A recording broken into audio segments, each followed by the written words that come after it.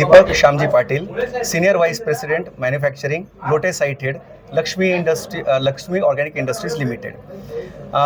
तर आजच्या प्रेस कॉन्फरन्समध्ये आम्हाला जे सांगायचं होतं ते हे आहे की लक्ष्मी मागच्या 35 वर्षापासून महाराष्ट्रात, खास करून कोकणात कार्यरत आहे आणि आम्ही कधीही पर्यावरणाला किंवा कोणाच्याही जीवितहानीला काही केलेलं नाही आहे, आजपर्यंत नुकसान होऊ दिलेलं नाही. वर आमच्यापासून जेवढं शक्य आहे तेवढं आम्ही सोसायटीला परत देण्याचा प्रयत्न करतो.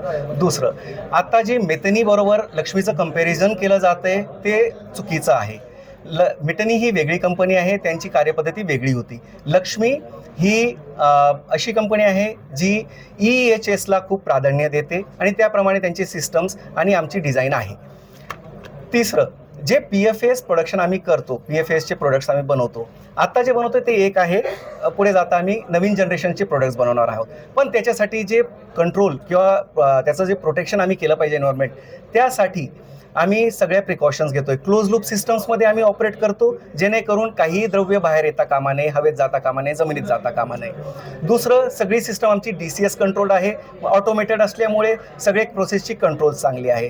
तिसरं, जे त्यातलं इफ्लुएंट जनरेट होतं त्याचं सेग्रिगेशन आहे, त्याचं व्यवस्थित आम्ही स्टोरेज करतो आणि सायंटिफिकली MWMLला विल्हेवाट लावतो आणि पुढेही हेच करत राहणार आहोत. म्हणून याच्यापासून PFAS प्रोडक्ट्सपासून सोसायटीला, वातावरणाला काहीही धोका होणार नाही याची आम्ही दक्षता घेतो आहे.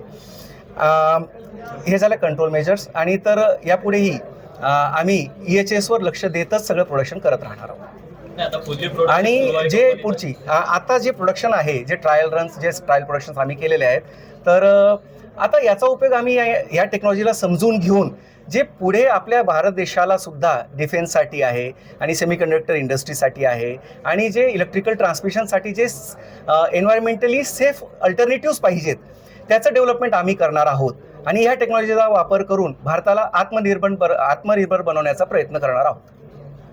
सर, जिल्हाभरातनं मोर्चा आयोजन केलेला आहे. तुम्ही जो मगाशी म्हटलात की 10 गावांमध्ये आम्ही जे काय तुमचं कार्य असेल ते चालू आहे, तर त्या संदर्भात 10 गावांनी सुद्धा प्रत्येक ग्रामपंचायतीने त्याला विरोध केलेला आहे, मोर्चामध्ये सहभागी होणार आहेत. या संदर्भात काय पहिली भूमिका आमची, जसं आम्हाला हे कळलं की सगळीकडे जी बातमी पसरते ती चुकीची आहे, त्यानंतर आम्ही सगळ्या आमच्या आजूबाजूच्या जे ग्रामपंचायत आहेत त्यांना आम्ही लेटर्स दिले आणि जे साधारण क्वेश्चन आन्सर्स असतील त्यांची उत्तरं कशी असतील, काय प्रश्न येत आहेत लोकांच्या मनात, त्यांची उत्तरं दिले.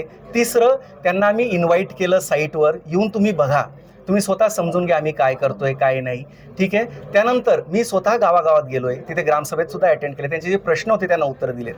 त्याच्यावर मला हे समजलं आहे की जे गावकरी ज्यांना मी भेटलोय, ज्या बॉडीजला भेटलोय, इलेक्टेड बॉडीजला, राईट, त्यांच्यामधून तो संभ्रम हळूहळू कमी होतोय किंवा त्यांची जी अंडरस्टँडिंग आहे PFAS बद्दलची ती आता चांगल्या रीतीने त्यांना कळलं आहे की PFAS काय आहे, त्याचे उपयोग काय आहेत.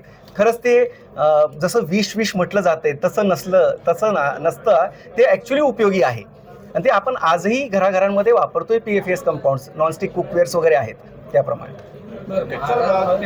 एक मिनिट, महाराष्ट्र शासनाने एक कमिटी नेमणार होते असं सांगितलं होतं पालकमंत्र्यांनी आणि त्याची चौकशी तुमच्याकडे करणार होती, नक्की कंपनी चाललंय काय?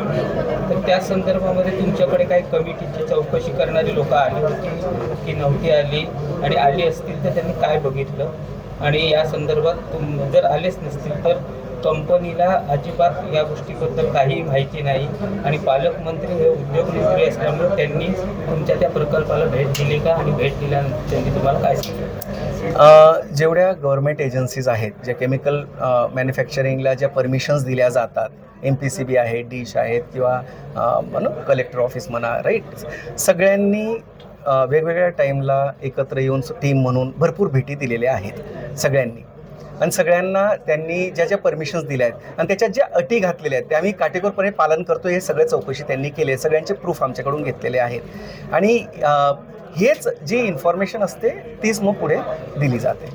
तर भेटी झालेल्या आहेत आणि आम्ही सगळं काही काटेकोरपणे पालन करतोय, हे क्लिअर आहे. संबंध तुमच्या कंपनीशी जोडला जातो, त्याची वस्तुस्थिती काय आहे आणि महाराष्ट्र प्रदूषण नियंत्रण मंडळानं या संदर्भात तुम्हाला क्लीन चिट दिली आहे का? आता बघा, क्लीन चिट म्हणजे असं जे असतं MPCB तुम्हाला काय देतं, जर तुम्ही चुकले आहात तर तुम्हाला शो कॉज देणार, क्लोजर देणार, ते असतं की तुम्ही कुठेतरी काही चुकलात. तर तसं काही नाही. आम्ही सगळं काही डॉक्युमेंट्स लाईव्ह ठेवलेले आहेत.